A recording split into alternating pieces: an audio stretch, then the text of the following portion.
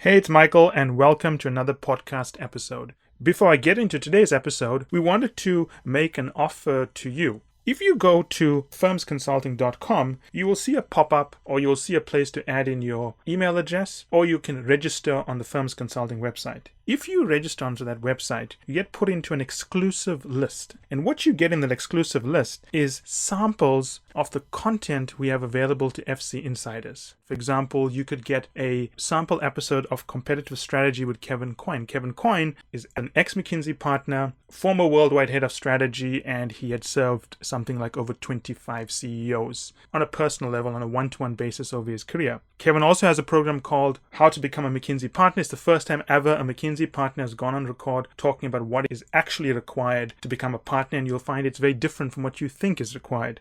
How to Develop Deep Insights, which I have put together, one of our most popular programs, the Electric Car Startup. You will get sample episodes of all of those programs and more if you sign up to this list.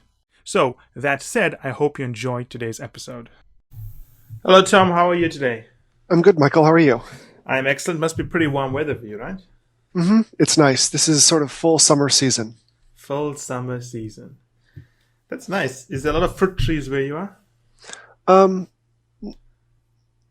Yeah, in the region there's a lot of fruit growing, but on the island I live on, it's actually mostly just, I guess, non-fruit bearing trees. But everything is green right now, So you which is live really on an pretty. actual island?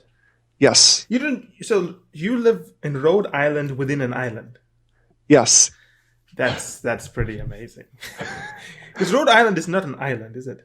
No, it's Rhode Island and the Providence Plantations, and it extends into the mainland. But there's one large island, Aquidneck. Well, there's a couple islands, but the largest one is Aquidneck Island, which is where I live.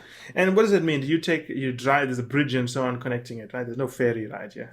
The bridge was built, I think, back in several decades ago. It's been around for a while. But I live and work on the island, and I only leave when I have to, go up to Boston or to New York or something. So during a zombie apocalypse, you'll be pretty safe, right? Yeah. All we have to do is just blow up the bridges, and then the island is sealed. The bridges and your island is sealed. That's pretty good. It's good to know that I'll be looking out for you during a zombie apocalypse. There's no islands in Vegas. No. Okay, so let's talk about. Well, did you watch the NBA Finals? That's the most important question.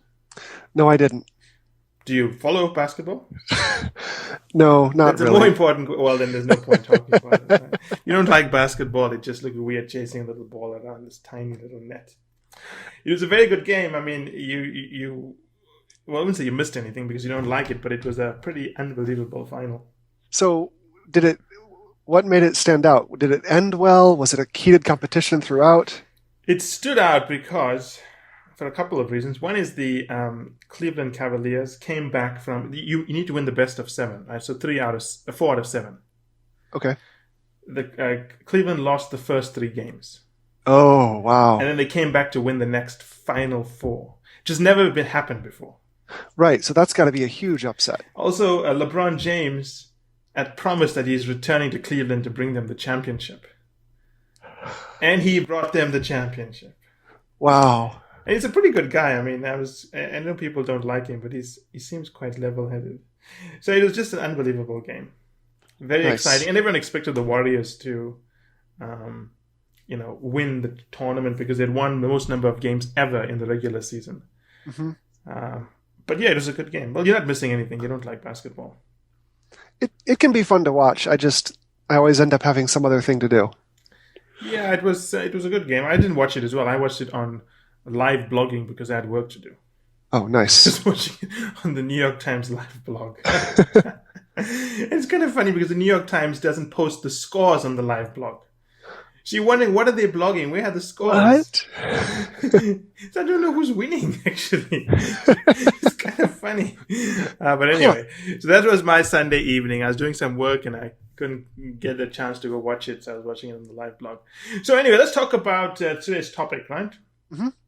So over the next few podcasts, I want to talk about each member or each participant in TCO 3 and 4, right?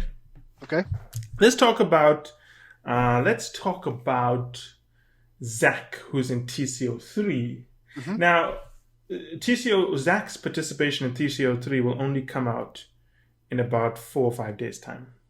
Mm-hmm. So we haven't even released it on the website yet. Yeah, it's impending. No one even knows there was another person in TCO3. They just think there was one person, right? Which is good. That's the way we like to keep everything under wraps, right? So let's talk about Zack a little bit, right? Now, as you probably know, Zack was eliminated in TCO3. He was one of the candidates we eliminated. Which, that in itself is, I think, a really interesting, I don't know, is it a design choice? Well, it's a design. I want to talk about that. I want to talk about why we eliminated someone and what is the thinking that goes into that. Yeah. Because people just say, oh, he was eliminated, and they don't understand it's a very layered logic that sits behind the elimination, right? Mm-hmm. So I want to talk about, firstly, the absolute difficulty of calling an elimination. Mm-hmm. And second, why then Zack was eliminated, because I think they are separate, right? Okay. So let's just think about the impact of an elimination, right? So remember, Firmsconsulting has 2 people going through TCO3, and obviously our reputation's on the line if we don't place them, right? Mm-hmm. We always say we will place at least 50% of the participants. Mm-hmm. That's the claim we make, and if we don't place 50%, we're in a lot of trouble, right? Yes. I mean, when we have a season and we don't place anyone, that's going to be pretty embarrassing for us. Yeah, yeah. So going into this, let's think about what goes into selecting them, because then you get a sense of how hard it is to eliminate someone, right? Mm-hmm. And why it's actually not in our interest to eliminate them. So, which begs the question: if it's not in our interest to eliminate them, why did we do it, right? Mm-hmm. So let's look at the mechanics of what goes into putting these people into the show. During each season, between 180 to about 220 people apply, right? Okay. So we get quite a large number of applications. We got to go through those applications and screen them for those that we think are promising, right? Mm-hmm. Of the ones that are promising, we then got to reach out to those people and say, well, there's some things missing in your applications. You have to send us a video or something like that. So it's about 50 people who we got to reach out to again, and then they send us the outstanding material, and we have to go through all that material. Mm-hmm. Okay. Of that 50, we then will probably invite something like 15 to 20 to join us for a set of interviews. Mm-hmm. There are 4 interviews per person. So we go through one interview, give them feedback. We record their feedback and send it to them. They do their second interview, same thing, we record the feedback. Third interview, record the feedback, and then a fourth and a final round interview. Right? Okay. Once the interviews are done, we will then extend an offer to them. Okay. Which in itself is a lengthy process. If you look at the amount of documents they sign, right? It's a lot of documents they sign. They have to sign media releases. They have to sign non-disclosure agreements, all kind of contracts, right? Mm-hmm. Once that's done, we then have to start planning their training. And each person's plan has to be different from the other person, right? They're targeting different offices. They're pursuing different timelines. They have different baggage. Most of them, all of them almost, have been declined before. Mm-hmm. In the history of TC, only one person has never been declined before, Jen. Mm-hmm. She's the only person coming in with a clean slate. So now, given all of the investment made in them, it's definitely not in our interest to eliminate them, right? Yeah. It would be basically suicidal to put in all that effort, all that time, and then eliminate them. And then when the season begins, we've got 2 people in, right? So it's in our interest to have 2 people going into the finals and interviewing, because it increases our odds of placing someone. Mm-hmm. So when you get to the middle of the season or any time and we choose to eliminate someone, we're basically saying, hey, you know what? We're gonna halve our odds of placing someone, right? Yeah, yeah. So the question is, here's the question: why, despite all of the investment, and despite the fact that we are effectively halving our probability of placing someone into a firm which is directly tied to our reputation, if we don't place them, it hits our reputation. Why would we do that? Why would we eliminate someone? That is a good question. I can think of, maybe 2 broad categories of reasons. One would be there's a change in someone's circumstance. Mm-hmm. There's an external change that someone goes through. The other one is there's something that you learn through the training process itself, that you find out about the candidate or about their goals.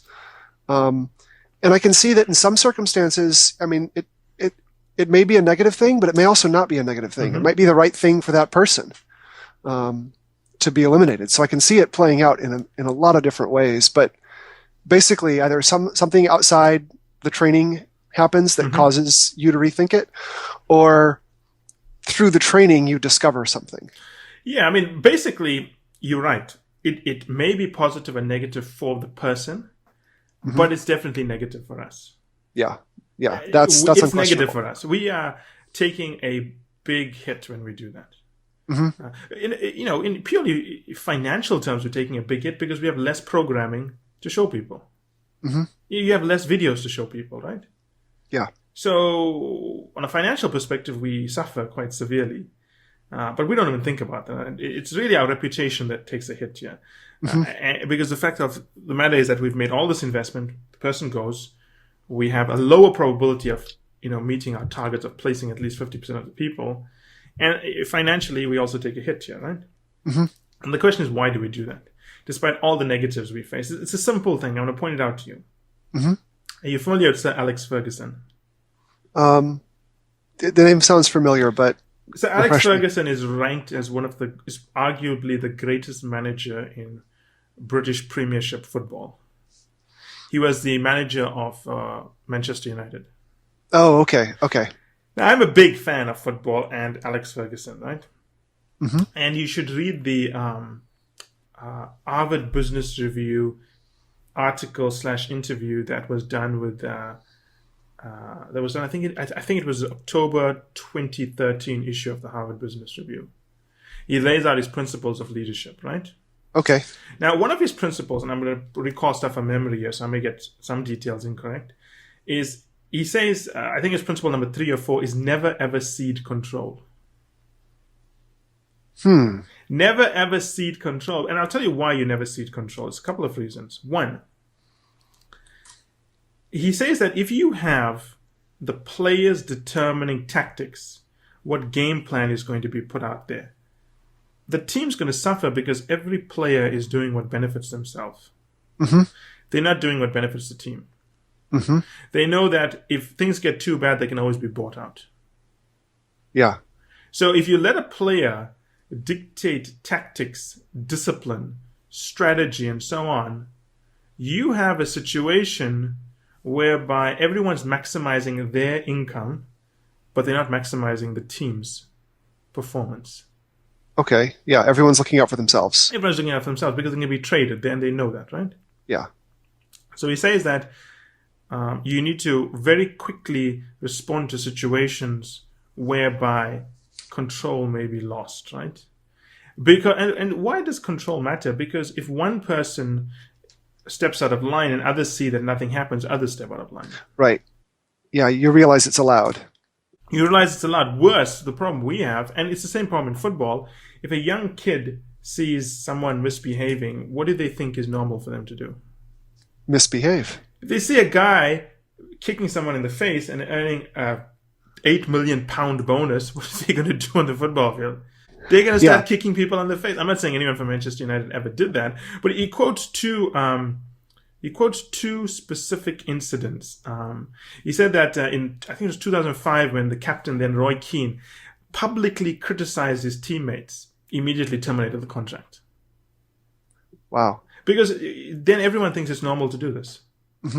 Second, I think at the time, they had a Dutch guy who's rated as one of the greatest footballers of all time, Ruud van Nistelrooy. He was complaining that he wasn't getting to play. He was always being benched. Okay. And he was complaining to the media, which means he's challenging the manager, right? He was sold to, I think, Real Madrid or Barcelona immediately thereafter. So you immediately manage situations where you feel that a bad precedent is being set, and very important to us, bad behavior is being role modeled. Okay. Now, the situation with Zack is a very subtle thing because many people won't even see it. But I felt that the tone of one of the sessions stepped outside of the lines of what we consider to be the right way to manage things. Other people may not see it. Other people will say, hey, you know what? The guy was right. I didn't see it that way. And if I could imagine if other people role model this behavior, in front of interviews and in their professional environment, it was not going to go down well. Mm-hmm. So that's the decision we took when we were terminating Zack. He's a good guy. He probably would have. In fact, he did get an offer, which he eventually declined, but it wasn't through the program. We terminated it. Right. And the point I want to make here is that you notice that our decision has nothing to do with what's in our best interest. Yeah, it's completely independent. It's in our interest to keep the guy in, try to place him, because then we can go around and say, hey, we placed 2 people, right? Mm-hmm. But that's not the way we make decisions. The way we make decisions is we look at the clients, everyone is watching this, and we say, okay, what's good for them? Mm-hmm. Do they want to watch someone and unconsciously pick up their behavior? And the decision we made was no, that is not going to help them.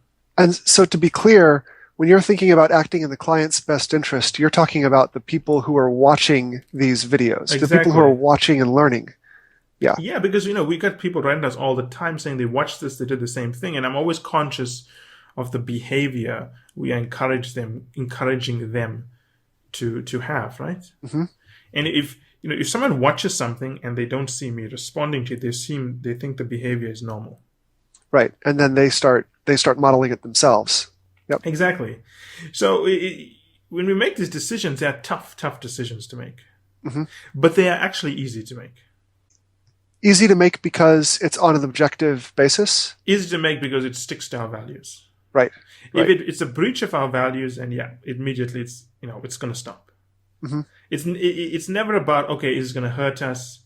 The philosophy we have is that we'd rather take the pain now than teach the wrong behavior. Right. And again, this is very subjective. I mean, I can imagine, it's like the headhunter from another company, a major tech company, looking at Zack and saying, the guy's fantastic. Let's hire him. But remember, the culture of every organization is different. Yeah. The culture and the values are different. They have to be. The culture and the values are different. So we're looking at just the most elite firms and we're saying, well, is this the right kind of approach to have? And it's just a fit system. It's just a fit situation. Mm-hmm. And people say, but why didn't you screen it earlier? Some things you can't screen earlier. Right. Well, that's some why things you McKinsey can't and so know. on has a process to manage people out throughout the entire tenure, because some things you just cannot screen in advance. Yeah. You can only find it out over time. You can only find it out over time. Now, I'm a little bit curious as to because he was released, that means it wasn't a manageable problem. It was an issue that you had to act on. No. You see, but that's it. Again, that's a very interesting concept you raise. If it's manageable, it is manageable to us, right? Okay. Think about that very, very carefully. If we're saying it's manageable, we are saying that, okay, we will speak to him and his behavior towards us would change, right? Mm-hmm. But people are still going to see him respond in a certain way and think it's okay.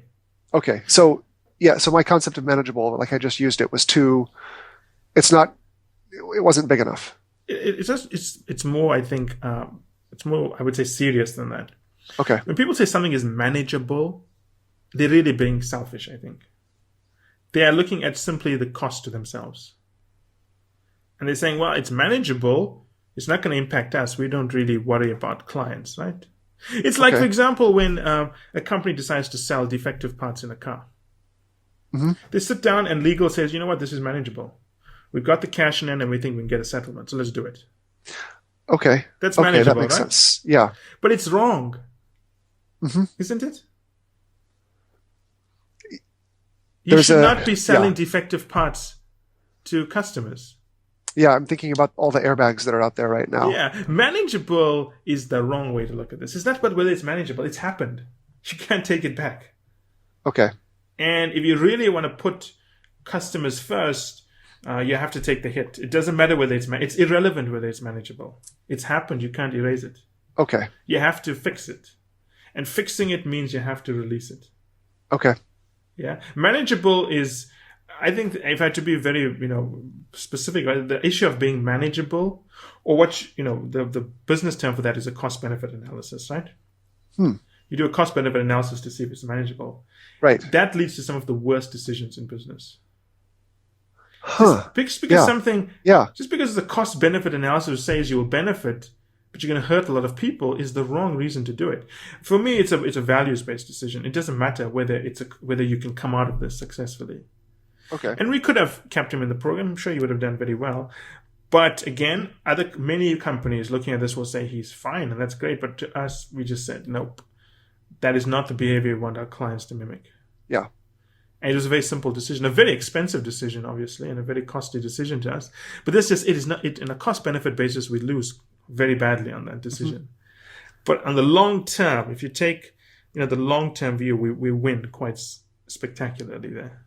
And that's also the whole point about values. I mean, it's how does it go if you're not willing to pay the cost? You can't really say you have them. Exactly. I mean, it's very, people don't understand values and ethics enough, in my opinion. It's taught in a very subjective, it's taught almost like a social science, but it's not a social science. It's a hard business concept. You can attach values and costs and all kinds of things to it, right? Now, again, I'm going to reiterate, Zack was a great participant. It's really about fit and values. You are never going to fit into every organization. That's the reality. And I think by releasing him early, it allowed him to understand that, and he'll go on to pursue other things, right? Yeah. He will figure out, hey, you know what? Consulting is not the best thing for me. I should be in other industries. And he's probably going to be very successful there. He's probably going to be even more successful than he was in consulting. And that's the important thing about acting on your values. Is if you do it in the right way without making people feel bad about it, and you guide them and help them, they end up doing much better. Both parties win. We win in the long term. We lose in the short term. We win in the long term. He ends up pursuing some field where he's better suited for it. Yeah. It's interesting because it looks like in the short term, it looks like a lose-lose scenario, bad for you, bad for him. Yeah. But the longer term you look at it, the more and more it becomes a win-win. Yeah, it's like those companies who say we don't want to retrench people. But if the person's not performing, maybe he shouldn't be there. Right. Right? I mean, honestly, if you're not doing a good job, maybe you shouldn't work here. And in keeping them there doesn't help. They are unproductive. They're not creative. Everyone suffers. Someone else who's maybe better at doing the job can't take their place. You're not freeing them to pursue their passion. You got to take these cuts. I mean, the worst decisions I've ever made is not retrenching, or in consulting we'll just say, firing them basically, or managing them out is a polite term, right, early enough. I've always assumed the person can improve, just give them a little bit more time. But it never works. It never works. When you give people time, they think they're doing better as opposed to they need to work harder to prove themselves. Right. Yeah, makes sense. Any questions there? No, that makes sense. Thank you. Okay, let's wrap that one up. And that's it for today's episode. I hope you enjoyed it as much as I enjoyed doing the episode. Finally, I want you to remember that the only way to get access to our special offers, the only way to get our special pricing, and the only way to get samples of our content is to join the list on Firmsconsulting.com. It's the only way also to get access to our unique advanced content that we make available to insiders. So if you want to get a sneak peek of things, test it out, see what's in there, this is the place to go. And finally, I want to thank you again for making us one of the largest podcast channels around the world for careers and for the 2 million downloads and counting.